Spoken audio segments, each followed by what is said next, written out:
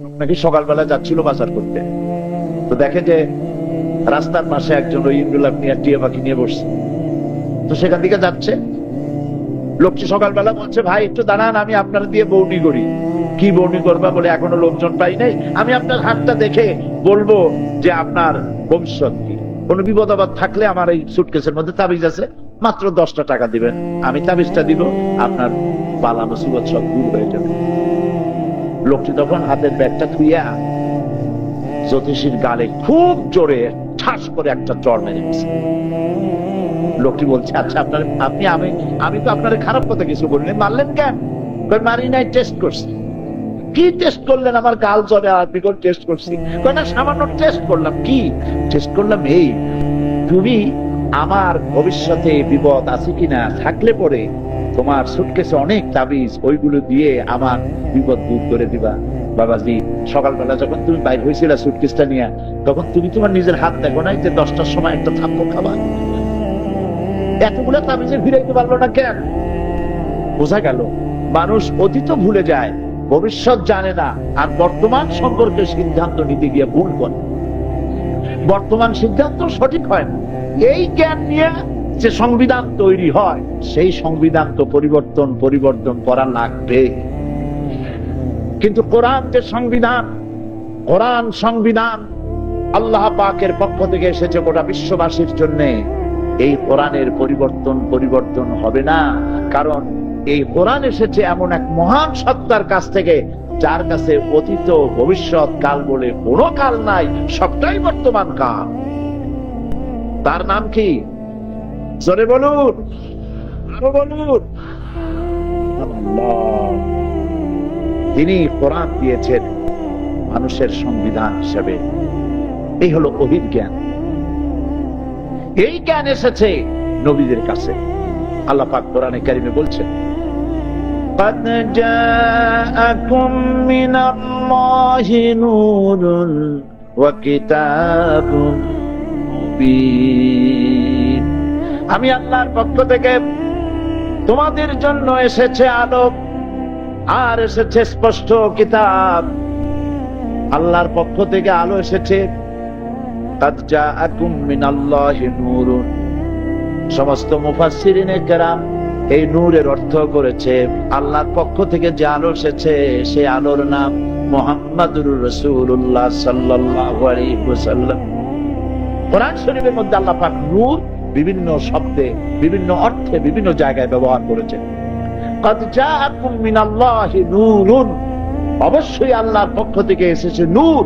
এখানে নূর অর্থে মুহাম্মদ রাসূলুল্লাহ সাল্লাল্লাহু আলাইহি ওয়াসাল্লাম। কিতাবুম মুবিন, আর দেওয়া হয়েছে একখানা সুস্পষ্ট কিতাব। সুবহানাল্লাহ, একখানা সুস্পষ্ট কিতাব দিয়েছি।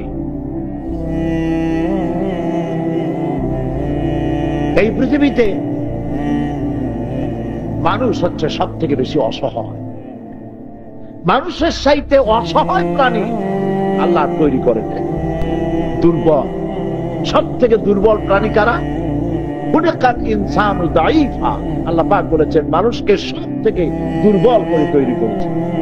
আপনি বলতে পারেন ফ্যান করেঙ্গে লাঠি কে আন্দার মুগুর ভরেঙ্গে, বলতে পারেন, কিন্তু আপনার অত শক্তি নাই যত আপনি চিৎকার মারেন। মানুষ দুর্বল কোন দিক থেকে? আপনি লক্ষ্য করুন, বিড়ালের আত্মরক্ষার হাতিয়ার আছে।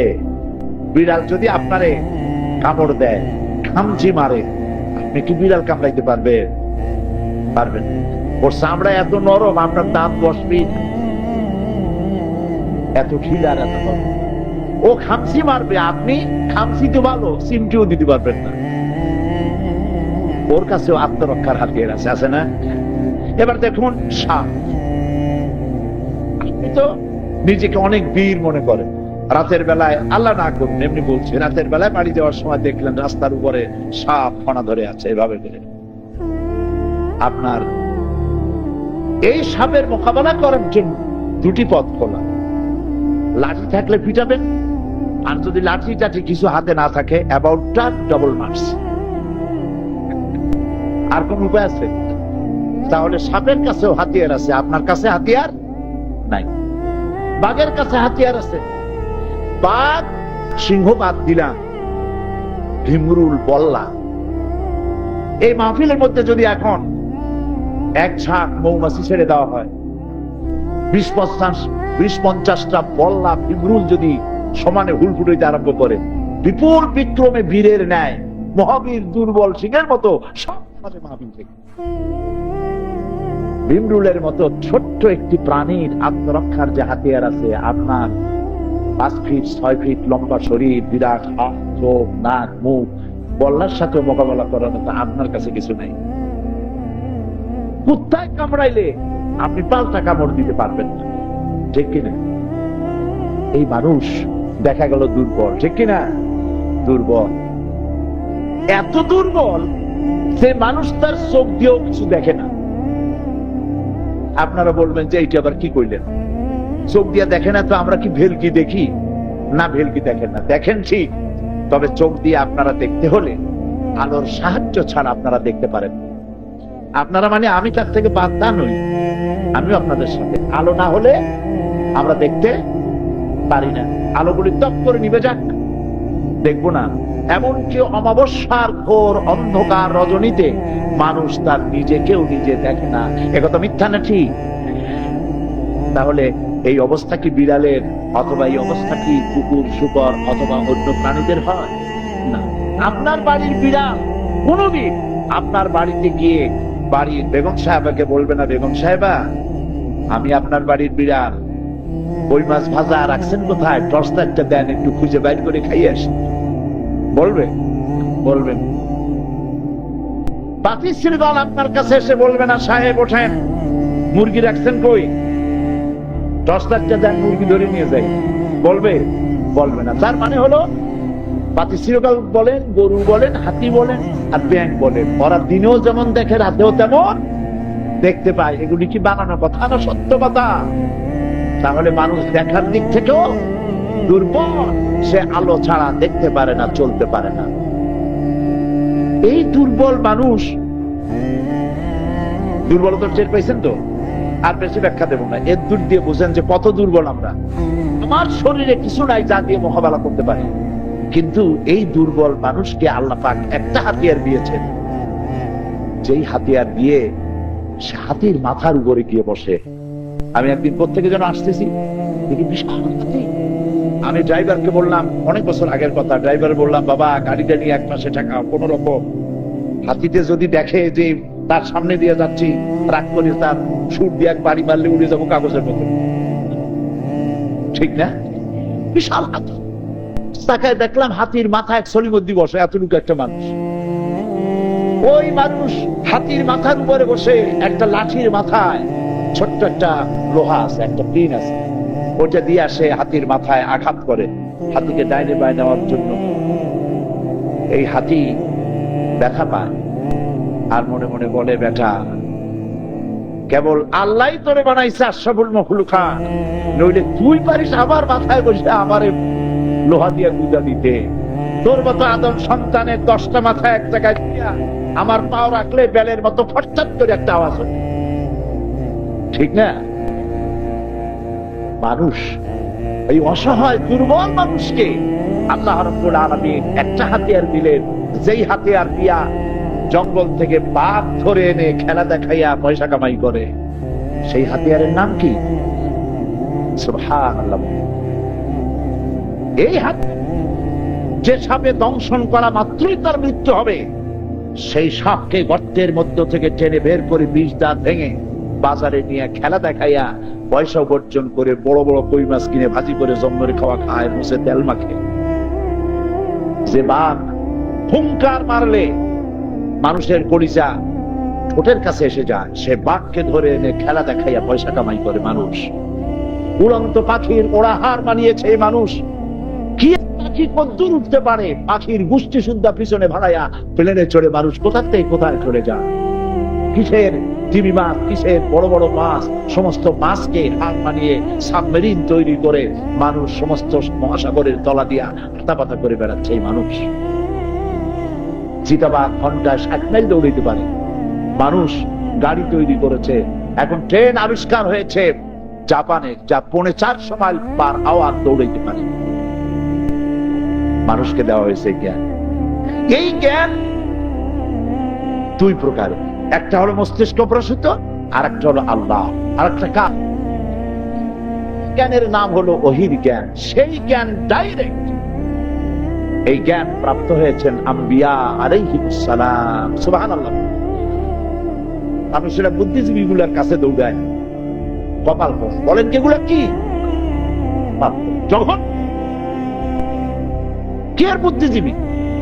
কোরআন শরীফে বুদ্ধির কথা নাই, কোরআন শরীফে শুধু আছে ইলমের কথা। কিসের কথা আছে দেখেন না, ওয়ালাকাদ আতাইনা লুকমানাল হিকমা, আমি লোকমানকে জ্ঞান দান করেছি, আমি সুলাইমান এবং দাউদকে জ্ঞান দান করেছি, আমি আদমকে জ্ঞান দান করেছি। বুদ্ধির কথা আল্লাহ বলেন নাই। আল্লাহ কোরআনে কোথাও কথা বলেন নাই যে আমার কাছে তোমরা বলো যে আল্লাহ তুমি আমাদেরকে বুদ্ধি দান করো। না, আল্লাহ বলেছেন রব্বি জিদনি ইলমা, দোয়া করো আয় আল্লাহ তুমি আমাকে জ্ঞান দান করো। পরে রব্বি জিদনি ইলমা, রব্বি জিদনি ইলমা, আল্লাহ তুমি দয়া করে আমার জ্ঞান বৃদ্ধি করে দাও। জ্ঞান দেওয়ার মালিক হচ্ছেন আল্লাহ পাক, এবং আল্লাহ পাকের জ্ঞান হচ্ছে আসল জ্ঞান। এই জ্ঞানের উপরে কোন জ্ঞান হতে পারে না।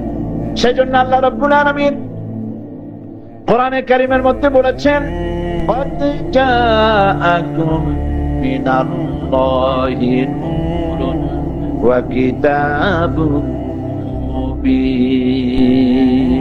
আমি আল্লাহর পক্ষ থেকে এসেছে তোমাদের জন্য নূর, সে নূর হচ্ছে মুহাম্মদুর রাসূলুল্লাহ সাল্লাল্লাহু আলাইহি ওয়াসাল্লাম, কিতাবুম মুবিন, আর একখানা সুস্পষ্ট কিতাব আমি আল্লাহর পক্ষ থেকে তোমাদের জন্য দিয়েছি।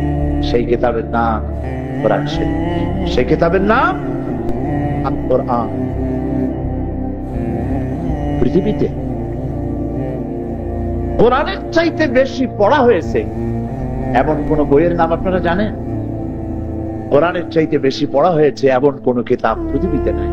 সব থেকে বেশি পড়া হয়েছে কোরআন শরীফ। সুবহানাল্লাহ। এই কোরআন যখন নাজিল হলো, নবী করিম সাল্লাল্লাহু আলাইহি ওয়াসাল্লাম মুখস্থ করার জন্য খুব তাড়াহুড়ো করতেন, জিহ্বা খুব নাড়াচাড়া করতেন যাতে করে একটি আয়াত ভুল না হয়ে যায়। তিনি পড়তে জানতেন না, তিনি লিখতে জানতেন না, যিনি নিজের নামও সই করতে পারতেন কে? নবী করিম সাল্লাল্লাহু আলাইহি ওয়াসাল্লাম। আল্লাহ পাক বলেছেন, ওমা তাদরি মাল কিতাব ওয়ালাল ঈমান। ও নবী, আপনি জানতেন না কিতাব কারে বলে, আপনি এও জানতেন না ঈমান কারে বলে, আমি শিখাইছি। নবীজি যখন কোরআনে কারীমকে মুখস্থ করার জন্য জিহ্বা বারবার নাড়াচাড়া করতেন, আল্লাহ পাক নবীজির এই কষ্ট দেখে বললেন, লা তুহাররিক বিহি লিসানাকা লিতা'জালা বিহি। নবী হে, কোরআনে কারীম মুখস্থ করার জন্য জিহ্বা নাড়াচাড়া করার কোনো প্রয়োজন নাই। আমার জিবরাইল যখন আপনার প্রতি কোরআন নাজিল করবে, জিবরাইলের সাথে আপনি একবার মাত্র উচ্চারণ করবেন, আপনার সিনার ভিতরে গোটা কোরআন শরীফ মুখস্থ করায় দেওয়ার মালিক আমি আল্লাহ। আমি মুখস্থ করায় দেব, আপনি তেলাওয়াত করতে পারবেন, আপনি মানুষকে বুঝাইতে পারবেন, আমি তৌফিক আপনারা দিয়ে দেব। সুবহানাল্লাহ। একখানা মাত্র কিতাব, একখানা কিতাব। আজকে আল কোরআন একাডেমি লন্ডন এর ডাইরেক্টর হাফেজ মনিরুদ্দিন আহমদ সাহেব সরল সহজ বাংলা ভাষায় কোরআন শরীফের অনুবাদ প্রকল্প উদ্বোধন করেছেন ওসমানী স্মৃতি মিলনায়তনে। বাংলাদেশের মহামান্য প্রেসিডেন্ট এখানে প্রধান অতিথি ছিলেন। আমি সেই আমার আলোচনা করলাম সেখানে যে কোরআন আল্লাহ রাব্বুল আলামিন মানব গোষ্ঠীর জন্য নাজিল করেছিলেন, সেই কোরআনের সাথে সম্পর্ক ঘনিষ্ঠ হওয়ার কারণেই নবী করিম সাল্লাল্লাহু আলাইহি ওয়াসাল্লাম কোরআন দিয়েই একটি সমাজ বিপ্লব করেছিলেন। আর আজ পৃথিবীর ভিতরে আমরা যে নির্যাতিত হচ্ছি, নিপীড়িত হচ্ছি, পৃথিবীতে সব থেকে মার খাওয়া, পোড় খাওয়া, নির্যাতিত, হোমলেস, স্টেপলেস মানুষ এই মুসলমানেরা, এই কারণে যে কোরআনের সাথে আমরা আমাদের সম্পর্ককে ছিন্ন করেছি। ঠিক কিনা? কোরআনের সাথে আমাদের সম্পর্ক কি, কতটুকুন সম্পর্ক বলেন? কোরআনের সাথে সম্পর্ক রমজান মাসে পাল্লা দিয়ে খতম করি, কে কতম কয় কতম করতে পারে। কোরআনের সাথে সম্পর্ক হলো মাঝে মধ্যে চুমা খাওয়া, মাথায় লাগানো, বুকে লাগানো। কোরআনের সাথে সম্পর্ক তাবিজের মধ্যে দিয়ে, তদবিরের মধ্য দিয়ে, ঝাড় ফুকের মধ্য দিয়ে। আল্লাহ পাক কোরআনকে এই জন্য নাজিল করেছিলেন। কোরআনের সাথে সম্পর্ক মেয়ে বিয়ে দিয়ে, ভেলভেটের কাপড় দিয়ে কোরআন সুন্দর করে সাজিয়ে পালকির মধ্যে অথবা গাড়ির মধ্যে ঢুকিয়ে দেওয়া হলো। প্রশ্ন করা হলো, কোরআন শরীফ তো দিলেন মেয়ের সাথে, কোরআন কি মেয়ে পড়তে জানে? কয় না, কোরআন পড়তে জানে না সেটা ভিন্ন কথা, কোরআন শরীফ ঘরের মধ্যে রেখে দিলে চেন ভূত তো আর আসবে না। এর দ্বারা বোঝা গেল কোরআন নাজিল করেছেন আল্লাহ পাক এই জন্য, হে নবী একখানা কোরআন দিলাম, দুনিয়ার জেন আর ভূত আপনি তাড়াই দিবেন কোরআন দিয়ে। ইন্না লিল্লাহি ওয়া ইন্না ইলাইহি রাজিউন। হায়রে কপাল পোড়া জাতি। বিশ্বকবি আল্লামা ইকবাল রাহমাতুল্লাহ আলাইহি খুব সুন্দর করে দুঃখ করে বলেছেন, ওয়া জামানা মে মুআজ্জাজ থে মুসলমান হোকর, वो जमाना में मुअज़्ज़ज़ थी मुसलमान होकर, और तुम खार बने हो तारिके कुरान होकर। সে যুগের মুসলমানেরা কোরআনকে সম্মান করে, কোরআনকে মাথায় রেখে, কোরআনের আইনকে অনুসরণ করে পৃথিবীতে মর্যাদা পেয়েছিল। আর যদি তোমরা হেয় প্রতিপন্ন হও, লাঞ্ছিত হয়ে থাকো, প্যালেস্টাইনে যদি মার খাও, কাশ্মীরে যদি মার খাও, আফগানে যদি মার খাও, পৃথিবীতে যত জায়গায় লাঞ্ছিত আর নির্যাতিত হতেছ, তার কারণ হলো কোরআন থেকে সম্পর্ক যত দূরে গেছে, যত তফাৎ হয়েছে, আল্লাহর রহমত থেকে তত দূরে মুসলমান চলে গেছে। আল্লাহ পাক আমাদের দাড়ি আর টুপি দেখে আমাদের প্রতি রহম করবেন না।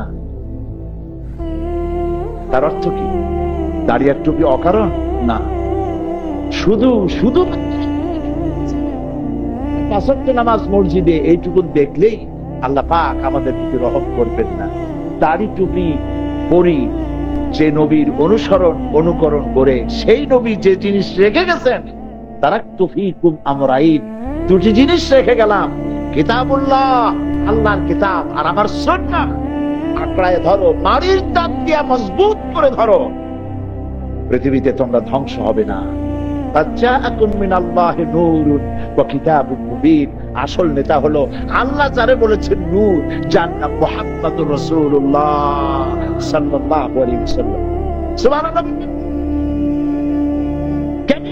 কেমন মানুষ তিনি পাঠিয়েছেন, মুহাম্মদ সাল্লাল্লাহু আলাইহি ওয়াসাল্লাম। ফাইনা তাযহাবুন, ও মুসলমান কই যাও, কোথায় দৌড়াও? বিশ্বনবীকে চেনো আর কোরআন চেনো, দুইটা জিনিস বুঝতে পারলে, চিনতে পারলে কপাল খুলে যাবে। সুবহানাল্লাহ বলুন।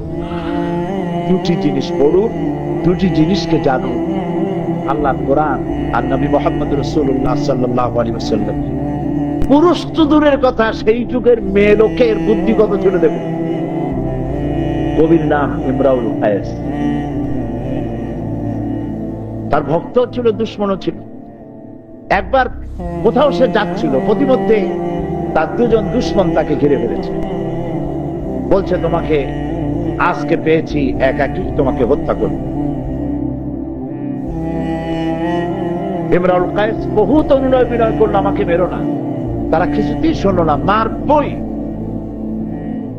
ইমরাউল কায়েস বলল, আচ্ছা ঠিক আছে, যখন মেরেই ফেলবে অন্তত একটা কাজ করো, আমার দুটি মেয়ে জীবিত আছে, আমার বাড়ি গিয়ে মেয়ে দুটোকে এই কথাটুকু বলবে, ইয়া বানাতে ইমরাউল কায়েস ইন্না আবাকুমা। এর অর্থ হলো, হে ইমরুল কায়েসের মেয়েরা, নিশ্চয়ই তোমার পিতা। হত্যাকারী দুইজন তারা মনে করলো এই কথা বলতে তো কোনো অসুবিধা নেই, এর মধ্যে তো কোনো খবর নাই, একটা বক্তব্য আছে কিন্তু কোনো খবর নাই, ঠিক আছে বলবো, তোমার এই জীবনের শেষ আর্থি পুরা করো। এরা দুজনে মিলে লোকটাকে হত্যা করলো এবং হত্যা করে বালুর মধ্যে মাটি চাপা দিয়ে শেষ করে দিল। ওই জাতি আবার ওয়াদা রক্ষাও করত, যেহেতু ওয়াদা করেছে সেই জন্য তারা চলে গেল ইমরাউল কায়েসের বাড়ি। মেয়ে দুটোকে ডাকলো, আর বলল তোমার পিতার সাথে আমাদের দেখা হয়েছিল, প্রতিমধ্যে তোমার পিতা আমাদেরকে এই কথাটা তোমাদেরকে বলার জন্য বলেছেন, কি ইয়া বানাতি ইমরাউল কায়েস ইন্না আবাকুমা। শোনা মাত্রই দুটি মেয়ে চিৎকার দিয়ে আর্তনাদ করে উঠল। তার কান্নায় তাদের চিৎকার চতুর্দিক থেকে লোক জড়ো হয়ে গেল। জিজ্ঞেস করলো, কি হয়েছে, কাঁদো কেন? মেয়ে দুটি বলল, এই দুটি লোক আমার পিতাকে হত্যা করেছে। তারা বলল, তোমরা জানো কি করে? দেখেছো না? দেখিনি। কোন সাক্ষ্য প্রমাণ আছে না? তাও নাই। জানলে কি করে? বলে, আমার বাবা এদের কাছে বলে দিয়েছে, ইয়া বানাতি ইমরাউল কায়েস ইন্না আবাকুমা। লোকেরা বলল, এর মধ্যে তো এ কথা বোঝা যায় না যে তোমার পিতাকে তারা হত্যা করেছে, এর মধ্যে তো সেই কথা নাই। মেয়ে দুটি বলল, আমরা জানি এর দ্বিতীয় লাইন কি হওয়া উচিত। এই লাইনের যে লাইন আমার পিতা বলেছেন, এর দ্বিতীয় পংক্তি কি হবে তা আমাদের জানা আছে। কি হবে? মেয়ে দুটি বলল, প্রথম লাইন যখন ইয়া বানাতি ইমরাউল কায়েস ইন্না আবাকুমা, এর দ্বিতীয় লাইন হবে কাদ কুতিলা ওয়া কাতিলুহু লাদাকুমা। এর দ্বিতীয় লাইন হবে, নিশ্চয়ই তোমার পিতা নিহত এবং হত্যাকারীরা দুজনই তোমার সামনে উপস্থিত। এখন আপনি বুঝুন, সেই যুগের লোকেরা এতটা আহাম্মক ছিল না, এতটা বেকুব ছিল না যতটা বেকুব আমরা। তাদের বুদ্ধি শুদ্ধি সব ছিল, শুধু একটি মাত্র জ্ঞানের অভাবে তারা চুরি করত, ডাকাতি করত। তাদের যৌন চাহিদা মেটাবার জন্য একটি নারীর প্রয়োজন হতো। সেই নারীটি কার মা, কার বোন, কার স্ত্রী, কার মেয়ে, তা দেখার জরুরত বোধ করত না। একটি জ্ঞানের অভাব। সেই জ্ঞানটির নাম কি? ওহির জ্ঞান। সেই জ্ঞানের নাম কি? ওহির জ্ঞান। ওহির জ্ঞানই হলো আসল জ্ঞান। এই জ্ঞানের উৎস হলেন আল্লাহ। ওহির জ্ঞানের উৎস কে? এই জ্ঞানটা কার? মহাপাকের জ্ঞান। জ্ঞান দুই প্রকার হয়, একটা হয় মানুষের মন মস্তিষ্ক প্রসূত জ্ঞান, আর একটা হচ্ছে ওহিভিত্তিক জ্ঞান। ওহিভিত্তিক জ্ঞান আর গায়ের ওহিভিত্তিক জ্ঞান, দুই জ্ঞানের মধ্যে বিরাট পার্থক্য। আমি কি সেই পার্থক্যের কথা বলবো? মানুষের জ্ঞান দিয়ে রচিত সংবিধান, যে সংবিধান দিয়ে বাংলাদেশ চলে, যে সংবিধান দিয়ে ইউরোপ চলে, আমেরিকা চলে, পৃথিবী চলে, সংবিধান দিয়ে। আমার দেশের সংবিধান রচনা করা হয়েছে 1972 সনে। 1972 সনের সংবিধান আজকে 2002 সাল পর্যন্ত এসে এই সংবিধানে কোনো পরিবর্তন হয়েছে কি? কয়বার হয়েছে? 13 বার হয়েছে। 13 বার হয়েছে, আর হবে না।